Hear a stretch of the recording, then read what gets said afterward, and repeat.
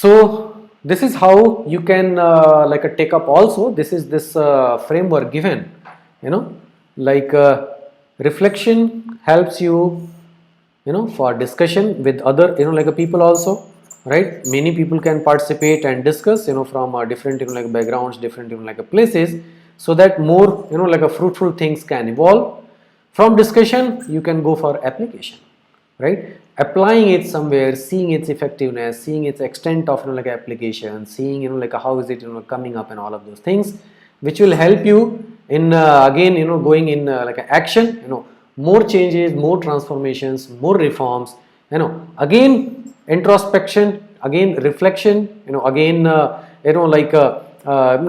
juicing it out and making some sense out of those reform things, again improving it, again going for discussion and things like. So if you see, it's a a cyclic process, which will help you keep moving in your life, because time, if you see, it is a a statement that nothing in this world is permanent, but change is, right? So change is eternal, change is permanent, nothing else.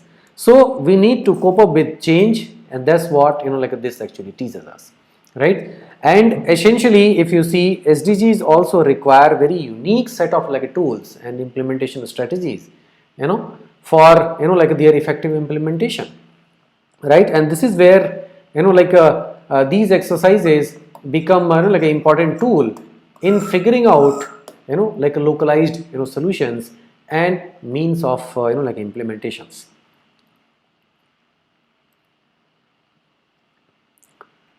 So on this slide, we have the lie of the land, exploring the distance to cover to achieve.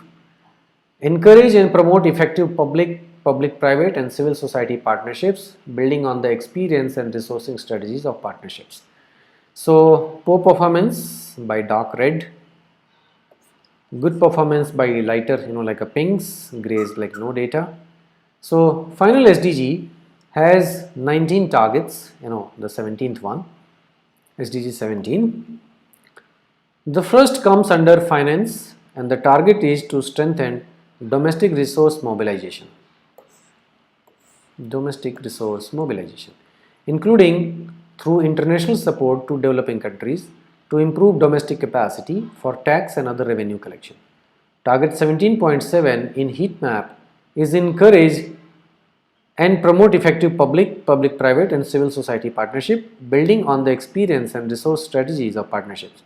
For details on the remaining global targets, please you can refer to these targets separately. So on this slide, you can see the poor performing countries. I think many from Asia, a few from Africa, many in South America also, and Central America, and in the middle we have a lot from African continent, and some in Eastern Europe and Russia, right? And this side, but largely if I see, Europe and Northern America's data is missing, along with this Australia, New Zealand and Japan also. Okay, so it appears as if it is incomplete to understand at world level, but maybe for latest data you can you can search. So finally, with this SDG, what are the targets we are anticipating? So in this, you can see, strengthen the means of implementation and revitalize the global partnership for sustainable development. That's a very simple one-line statement.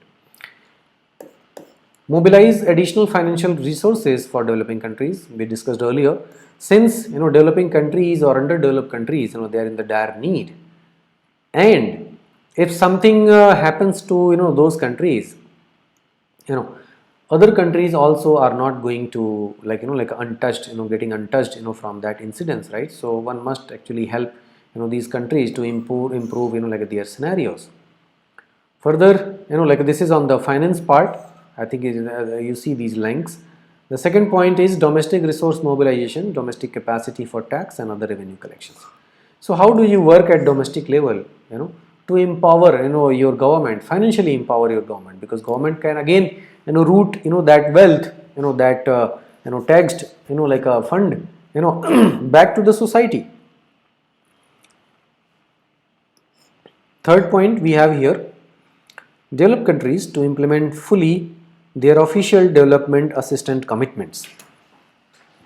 So developed countries, are in surplus of, like these resources.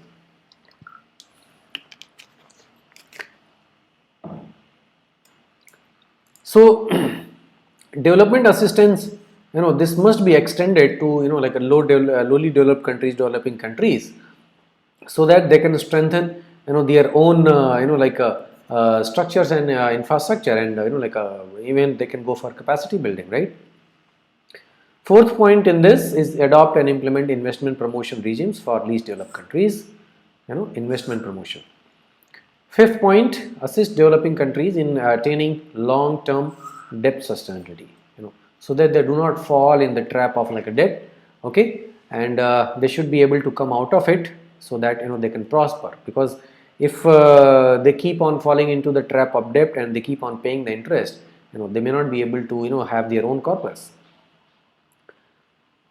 Okay, on the trade front, we have 3 points: universal, rule based, open, non-discriminatory, equitable, multilateral. So trade must be actually like following these like a 5 characteristics, right? It's very clearly laid out over here. It should be universal, so that everybody is equally like a part of it, they have equal rights. Rule based, so that in case of disputes it can be amicably resolved. Open for everyone, non-discriminatory, and equitable, multilateral. Increase the export of developing countries, because with this they will be able to gain some funds, earn some like a profits, and their corpus will increase. Last point under trade, implement duty-free and quota-free market access on a lasting basis for all least developed countries, so that they can also be the part of the game. Otherwise, they are already left behind. They may go even far, from reaching their target. Okay, coming down to technology part, well, there are like many features, factors given over here. National, regional, international cooperation, access to, if you see, science, innovation, technology, operationalized technology bank, enabling technology, science, and environmentally sound technologies, diffusing, dissemination, transfer, development. Okay, so all of these features, if these are worked around, so there will be a larger dissemination and distribution of like these things to the low developing countries, and they also can be the part of the game. Now coming down to capacity building, there are 3 things mentioned over here which are shaping it: international support, developing countries, and SDGs, you can see. Okay, so with international support we can build this capacity building of low developing countries or developing countries, which in turn will help achieving the SDGs. Finally, systemic issues, if you see here, are listed. Respect countries' policy space and leadership to establish policies for poverty eradication and S&D, sustainable development. Global partnership for sustainable development to achieve SDGs in all countries. Promote public-private and civil society partnership. Enhance policy coherence. Enhance global macroeconomic stability. By 2020, enhance capacity building support to developing countries. By 2030, build on existing initiatives to develop measurements of progress on sustainable development. So these are actually systemic issues. If these are addressed, long-term goals can be achieved. Long-term like a sustainable sustenance can be achieved, right? That's why these are essentially crucial. If you see, you can relate it to your place, your like location, and see what are the like different agencies, stakeholders, which are playing role under like these like scenarios, right, and what can be done about it. So some goals, some more like a defined this thing on finance, technology, capacity building, trade. Okay, we saw previously. Systemic issues, multi-stakeholder partnerships, data monitoring, accountability, etc. So these are the all like a targets inside like this SDG. Let's see some numbers. How well are countries performing against the indicators that sit behind the SDG goals and targets? SDG 17 indicator profile, official development assistance. Yeah, so you can see here percentage GNI for high income countries only here. Those are only listed down. So at top we have Sweden 1.41. Then second we have like Norway. Then we have Luxembourg at 0.93. Then we have Denmark, Netherlands, and UK. So these are the countries which are in indicated green. Okay, their percentage, their value is above 0.7. You can see here 0.7 and above. So UK, Netherlands, Denmark, Luxembourg, Norway, Sweden. So topped by Sweden. Then we have a few in yellow zone: Finland, Switzerland, like Germany. Okay, these three, and then these are under like reds, like Belgium, France, Ireland, Austria, Canada, New Zealand, Australia, Iceland, Japan, which are like a below like this range. Italy, USA, like Portugal, Slovenia, Greek, Korea Republic, Spain, Czech Republic, Slovakia, Poland, Argentina, Chile, Croatia, Cyprus, Estonia, Hungary, Israel, and Kuwait. Well, here we do not have like this data available, so yeah, that's why it is NA. Yeah, some more are listed over here till Venezuela, Singapore, Russia, Qatar, Oman, Latvia, etc. So missing data, if you see, is topped by like many of the countries, like 20 countries, right? No data. And the countries which have more than 0.91, there are only 3. 0.82 to 91, there are only 1, Denmark, and so on. So you can see in this range, like this number is really low: 3, 1, 1, 1, 1, 2, 2, 3, 5, 9, with the largest being under like a no data. So having no data actually is a kind of like a setback, because you never know, you do not know like what to plan, where to plan, and how to plan. Okay, so data is an essential tool in like addressing SDGs. Okay, moving on. So here we have middle income countries. Okay, you can see. So this index, tax revenue percentage, like a GDP. So yeah, countries started by Lesotho, Congo Republic, Bosnia Herzegovina, Ukraine, Iraq, Belarus, Montenegro, Angola, Malawi, Azerbaijan, Ecuador, Bolivia, Serbia, Botswana, Turkey, Moldova, Algeria, Brazil, Swaziland, Bulgaria, Kyrgyzstan, Mozambique, Romania, Mongolia, Gabon, Namibia, Burundi, Bhutan, Morocco, Colombia, China, Liberia, Macedonia, Mauritania, Zimbabwe, South Africa, Georgia, Jamaica, Turkestan, Guyana, Kazakhstan, Niger, and Rwanda. Till this we have in like a green up to 25.1 from 60.1. You see this range. Then we have yellows, lots of yellows till here, till Tanzania. India, you can see here at 19.8. And then there are reds. Well, fortunately in this group there is no country with the missing data. Every country's data is there. In this range, if we see in the top, like above 77, there is none. So the first one comes under like this range 55 to 63, that is Lesotho by 60.1, and then there is again this slab is 0, then we have slowly more on this side. So you can understand how like a poorly it is performing if you compare from the previous one, where like this value is above like a 1 also in 2 instances, Sweden and Norway. Here it is too low, I think 60 and below it is going. Then we have health, education and R&D spending percentage GDP. Okay, so indicator profile health, education and R&D in spending on this. So you can see the highest is scored by United States of America with 25.1, then Lesotho, Denmark, etc.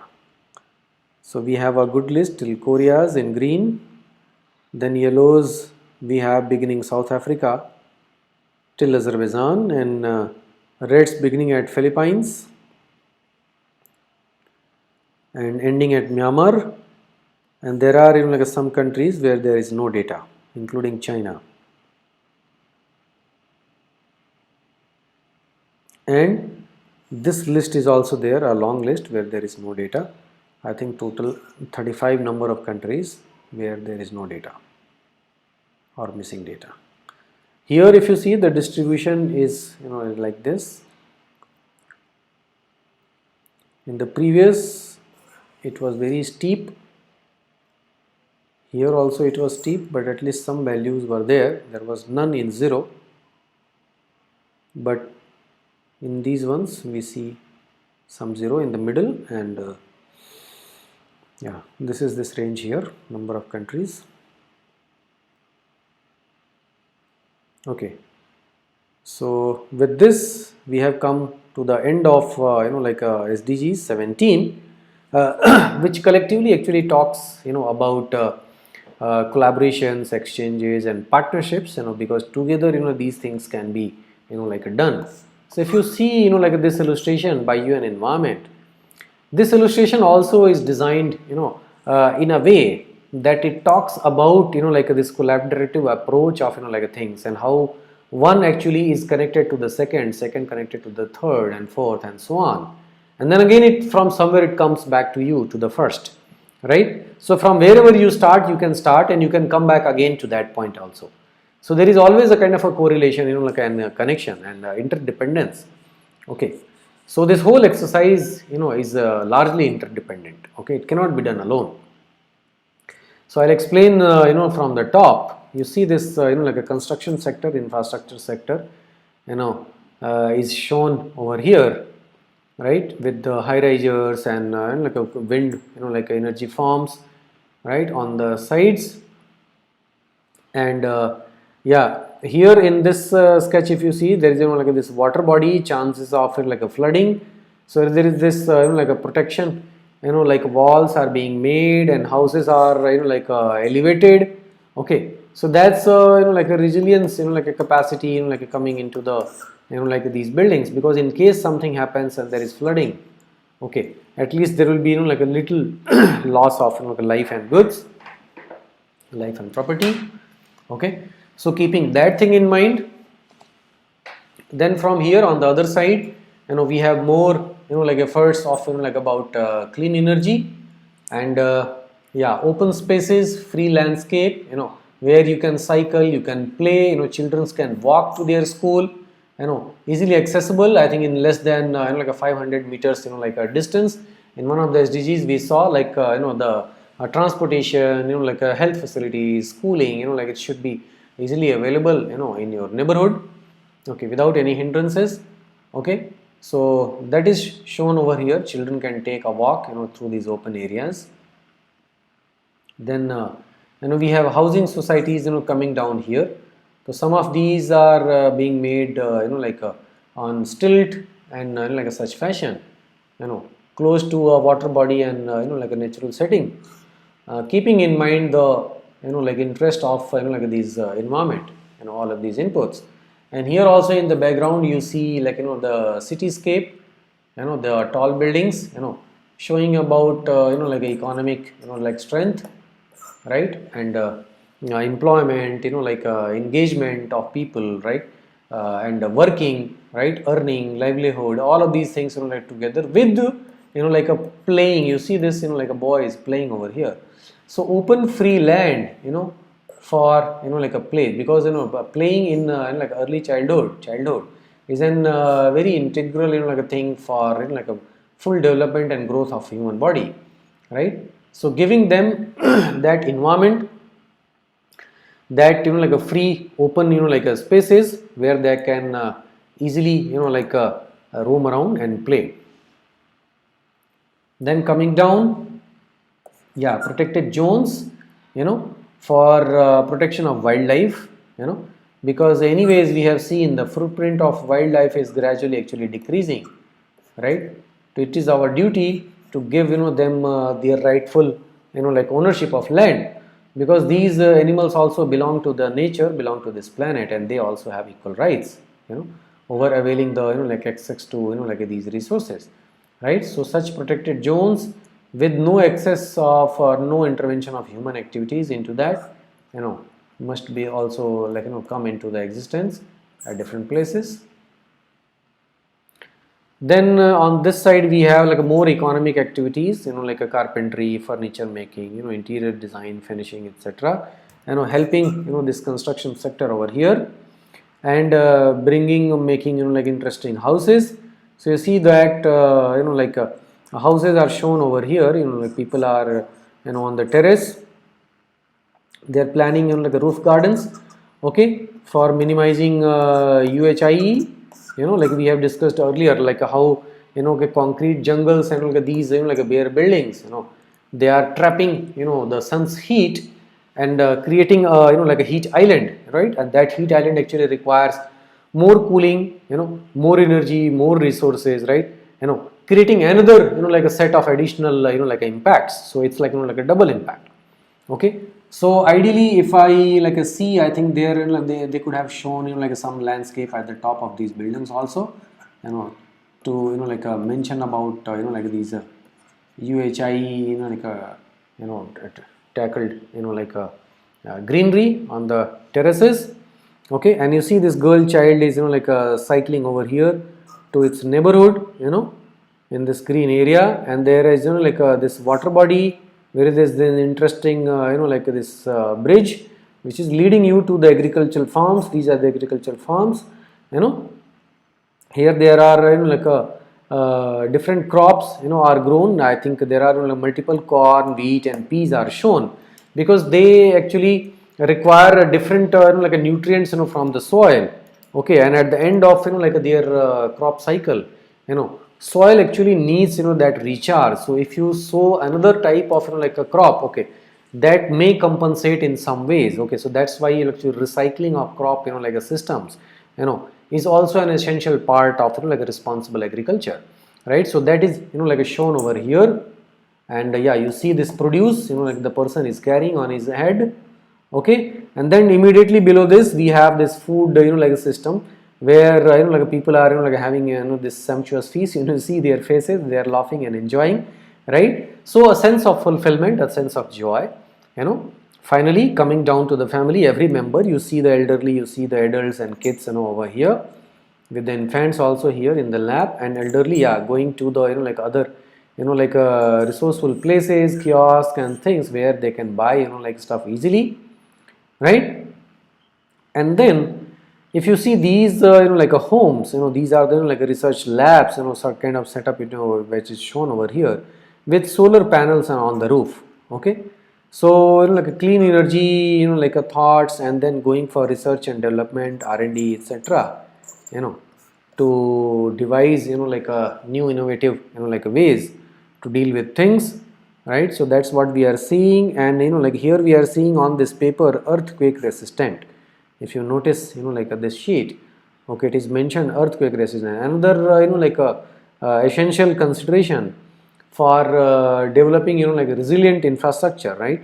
So Well, earthquakes are unpredictable and we do not know when and what intensity they are going to come at. Okay, so we need prior preparedness, to deal with the like earthquakes, right? So if your structure, if your building is earthquake resistant to some certain degree, there is a full chance, like in case like such eventuality actually arrives, the inhabitants are going to be like a relatively safer, right? Yeah, you see here, the person is actually collecting like the garbage, right, the waste which is being thrown over here. So responsible consumerism, and you see these mangroves in this water body, right? See this water body which is flowing here, they are already full grown, like a mangroves, and we know mangroves are like an important like a chain in the like a coastal ecosystem, right? They provide protection for soil erosion, and they provide protection from excessive flooding. They actually create like a habitable like living conditions for the like animals and aquatic life forms which naturally exist over there, right? So multiple things, plus they retain water in their roots, right?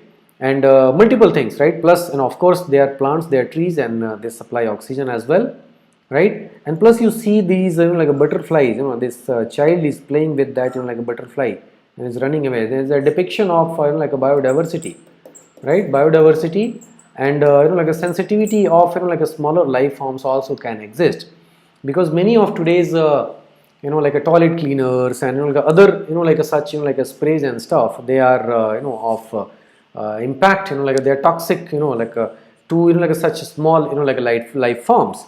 They are bad for even human health also. For a longer exposure, they may create like a serious issues, right? So that thing.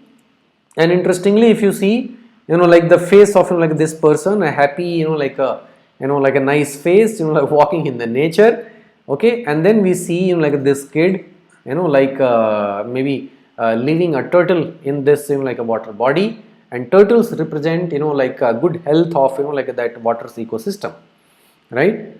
So wherever there is like an all sorts of like these animals, so definitely you can say the like the animals like like a habitat is nicely thriving and has potential to sustain like a more like a life forms, right? So that's a comprehensive this thing. This water body is coming from maybe it looks like this reservoir, this forest area, and is coming down to the like a urban areas, rural areas, and different places where like a different activities are taking place. And finally here like we see like a fishing, right? Fishing as an entertainment activity, fishing as maybe a source of livelihood, fishing as a maybe source of your food, because we saw like more than half of the population in the whole world is dependent on seafood, and majority of that is from fish, right? So fish also is a symbol of like a healthy like a ecosystem. Plus, remember in the previous SDGs, we discussed, how the, pollutants, like microplastics and other, like compounds, chemicals, etc., are getting, like a concentrated in the end of food chain, that is in the fish or something, right? Which finally humans are consuming, and it may be, like a bad for them, right? So that kind of phenomena. Also, I think, I get, get reminded of that, because these people are consuming it. Okay, so only a healthy like a food item can like help you with the healthy body, healthy physical body, like a mental like abilities and stuff.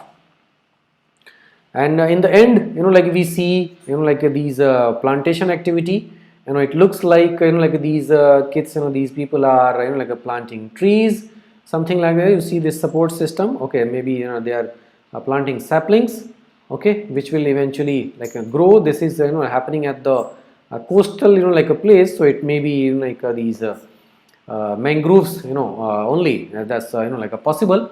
But yeah, planting any like like a green like a tree, any like such like this thing, or maybe crops and cereals is like a beneficial in multiple ways, okay. So that is shown here in the last. Okay, so collectively if you see, there are like a number of activities shown in this illustration, which talks about like SDG 17, which is highly dependent on mutual partnerships. Because in a way, if you see, all of these are interdependent, and we are all, rendering, like some services to the next, and next person is rendering, their services to the next, and so on, right? So one person's, like a responsible, like activism over here. You see this person, like this boy, this, like he's collecting, like this garbage, this waste, and not allowing it to flow into the, like a water, this water body, saving, this ecosystem. You can see these crabs also over here at the, like this, these stones, at the bottom, right? That's a healthy, like a symbol of, a thriving, like a ecosystem. Okay, so this person's, like a responsible behavior is helping, like these crabs and these tortoise and these, like a mangroves to grow, like neatly and nicely, and butterflies to fly over here, right? So it's so much directly, like interconnected, right? If you see these solar farms, these solar panels over here, or these, like wind turbines over here, okay, they are helping in like an clean energy generation, right? Helping in reducing emissions. Plus, if you see this responsible, way of construction and infrastructure development is saving from, like a disaster, in the future, right? Creating a resilient society, a livelihood, right? And all of that together. So in a way, this actually whole world is, largely dependent on each other, and all of these goals 17, like objectives also can be achieved, like together.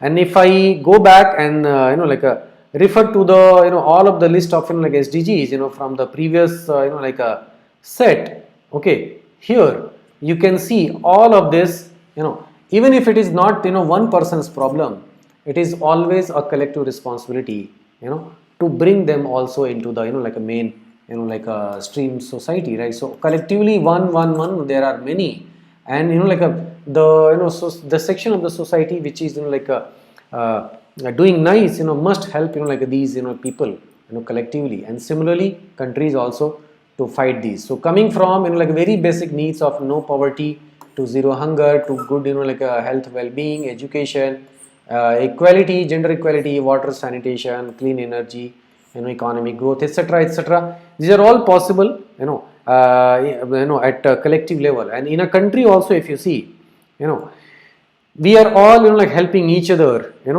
to develop our country. Okay, so all the states, some state is good in something, some state is good in, something else, somebody is helping for construction, somebody is helping for education, somebody is helping in healthcare, somebody is helping in maybe, like a technology, space exploration, water cleaning, etc., etc. So collectively, it's an ecosystem which is, highly interdependent. Okay, so with this, we have come to the end of, like SDG 17. Okay, so thank you all for joining, and in the next module we will try analyzing it to in more details, and we will see more interactions of, like these SDGs, like how they are functioning and how we can, like help them grow. So with this, thank you all. See you in the next module.